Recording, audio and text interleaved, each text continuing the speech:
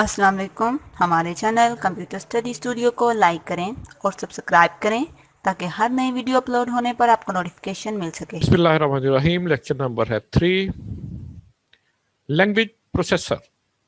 Last में discuss किया था कि डिफरेंट टाइप्स की हमारे पास प्रोग्राम्स लैंग्वेजेस मौजूद हैं और कंप्यूटर सिर्फ एक प्रोग्राम लैंग्वेज को अंडरस्टैंड करता है और वो हमारे पास है 01 या बाइनरी नंबर सिस्टम, जिसको मशीन लैंग्वेज या कंप्यूटर लैंग्वेज का भी हम नाम देते हैं।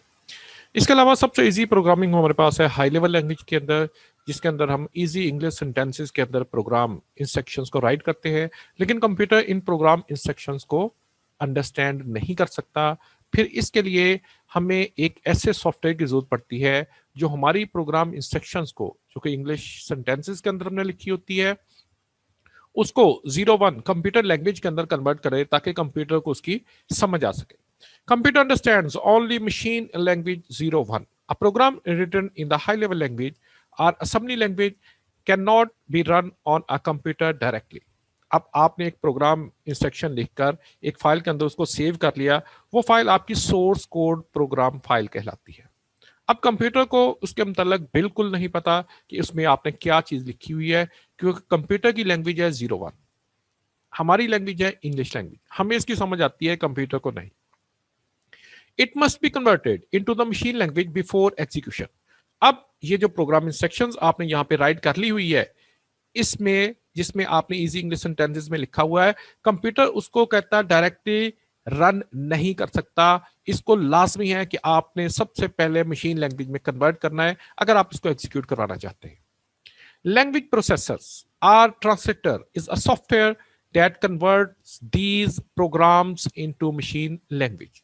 अब लैंग्वेज प्रोसेसर्स क्या है या ट्रांसलेटर सॉफ्टवेयर क्या करते हैं, ये आपके उस प्रोग्राम को जो आपने हाई लेवल लैंग्वेज के अंदर लिखा हुआ है उसको मशीन लेवल लैंग्वेज में कन्वर्ट करता है। Every computer language has its own translator. ये लाइन आपने याद रखनी है। एवरी कंप्यूटर लैंग्वेज, हर प्रोग्राम लैंग्वेज का अपना ट्रांसलेटर है। उसकी वजह क्या है? देखिए, आप कोई भी लैंग्वेज प्रोसेसर को यूज करेंगे तो उसने सबसे पहले लैंग्वेज का सिंटैक्स चेक करना है। अब हर प्रोग्राम लैंग्वेज का सिंटैक्स जो है, जिसको आप रूल्स एंड रेगुलेशंस का नाम देते हैं, वो डिफरेंट होता है। इस वजह से हर प्रोग्राम लैंग्वेज का अपना ट्रांसलेटर होता है। Compiler, a compiler is a program that converts the instructions of the high level language into machine language as a whole. As a whole से मुराद आपकी पूरी की पूरी फाइल एक ही वक्त में आप सोर्स कोड से मशीन कोड में कन्वर्ट हो जाती है। लेकिन एक सूरत है, अगर आपके पास जो सोर्स कोड फाइल है उसमें कोई एरर ना हो। तो याद हमने ये रखना है कि कंपाइलर होल फाइल को कन्वर्ट करता है अगर उसमें कोई एरर ना हो। Compiler converts a source program into machine code known as object. हमेशा आपके पास जो कंपाइलर होता है वो एक इंटरमीडिएट दरमियानी फाइल बनाता है और उस फाइल को हम कहते होते हैं ऑब्जेक्ट कोड। ये फाइल उस वक्त बनती है जब आपके सोर्स कोड फाइल के अंदर कोई भी एरर ना हो, एरर फ्री प्रोग्राम होगा, देन आपके पास ऑब्जेक्ट कोड फाइल क्रिएट होगी। उससे हमें पता चल जाएगा कि हमारे प्रोग्राम में कोई एरर नहीं है। इन केस आपने कंपाइलर को यूज किया, आपकी फाइल में कहीं पे एरर है किसी भी लाइन में, तो कंपाइलर आपके पास लाइन का नंबर शो करेगा और उस एरर का काज, किस वजह से वो एरर आया वो शो करेगा और ऑब्जेक्ट कोड फाइल क्रिएट नहीं करेगा जब तक कि आप उस एरर को रिमूव नहीं करेंगे। रिमूव करके दोबारा आप उसको कंपाइल करें। अब अगर उस फाइल में कोई एरर नहीं होगा, देन आपकी ऑब्जेक्ट कोड फाइल क्रिएट होगी। Compiler also checks syntax error in the program. Syntax error, लिखने में आपसे कोई गलती हो गई या रूल रेगुलेशन को फॉलो नहीं किया। जिस तरह से इंग्लिश का सेंटेंस है, आपने वर्ब कहां पे लगाना है, एडवर्ब कहां पे लगाना है, कॉमा कहां पे लगाना है, फुल स्टॉप का, ये उसके रूल्स हैं, सिंटैक्स। तो हर प्रोग्राम लैंग्वेज का अपना सिंटैक्स है। A source program containing an error cannot be compiled. C++ uses compiler. तो C में कंपाइलर इस्तेमाल होता है जो आपकी होल फाइल को ऑब्जेक्ट कोड में कन्वर्ट करता है, लेकिन उस सूरत में जब आपके पास आपकी फाइल में कोई एरर ना हो। अगर एरर होगा तो ये एरर आपको शो करके दिखाएगा। देखिए, ये सोर्स प्रोग्राम है, इस पर हमने कंपाइलर अप्लाई किया। कंपाइलर ने इस फाइल को चेक करना है। अगर इसमें कोई एरर नहीं है, आपके पास ऑब्जेक्ट प्रोग्राम के नाम से या ऑब्जेक्ट कोड के नाम से एक नई फाइल क्रिएट हो जाती है। देखिए, यहां पे मैंने एक फाइल बनाई इस फाइल का नाम मैंने रखा abc.cpp, C++, source code file का नाम।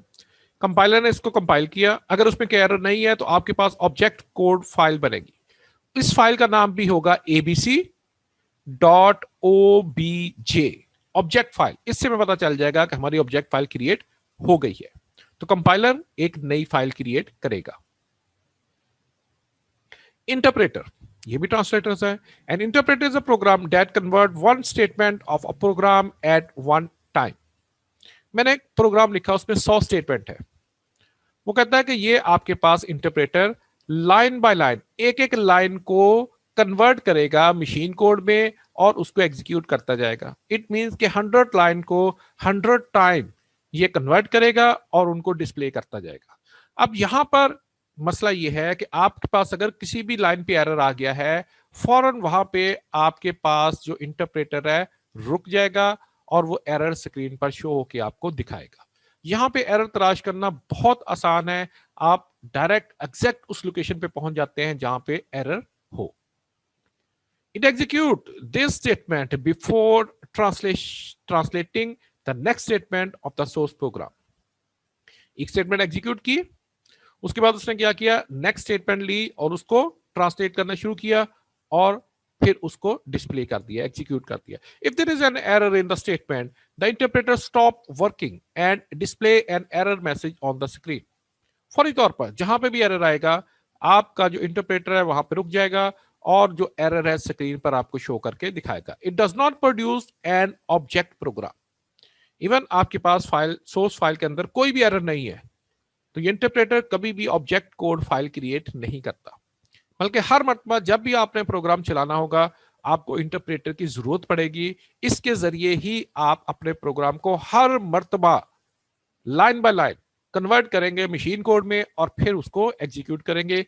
इसलिए वो तमाम प्रोग्राम लैंग्वेजेस जिनमें ट्रांसलेटिंग के लिए इंटरप्रेटर को इस्तेमाल किया जाता है, उसमें प्रोग्राम एग्जीक्यूशन का जो टाइम होता है वो ज्यादा लगता है, क्योंकि प्रोग्राम ने हर मरतबा 0-1 में एक एक लाइन को कन्वर्ट करना है, फिर उसको एग्जीक्यूट करना है। जबकि कंपाइलर एक मरतबा आपके पास ऑब्जेक्ट फाइल बना देता है, दोबारा कंपाइलर की हमें जरूरत नहीं पड़ती। It does not produce an object program. It must convert the program each time it is executed. हर मरतबा। Visual Basic uses the interpreter. C++ में कंपाइलर इस्तेमाल होता है और विजुअल बेसिक में हमारे पास इंटरप्रेटर यूज हो रहा है।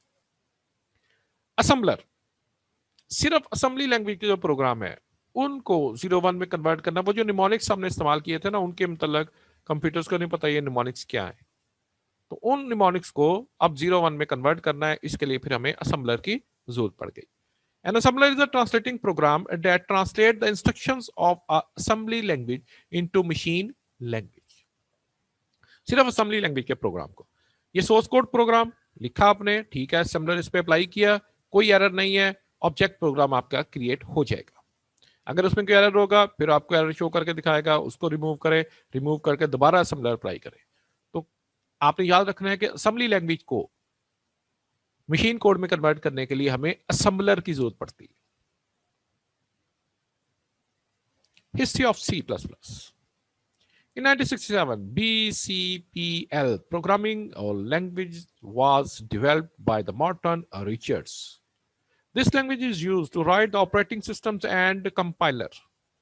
Compiler, operating systems, इनको बनाने के लिए इस लैंग्वेज को यूज किया गया। After 2 years, Ken Thomas developed B programming language. Basic जो लैंग्वेज हमारे पास डेवलप हुई वो B लैंग्वेज थी।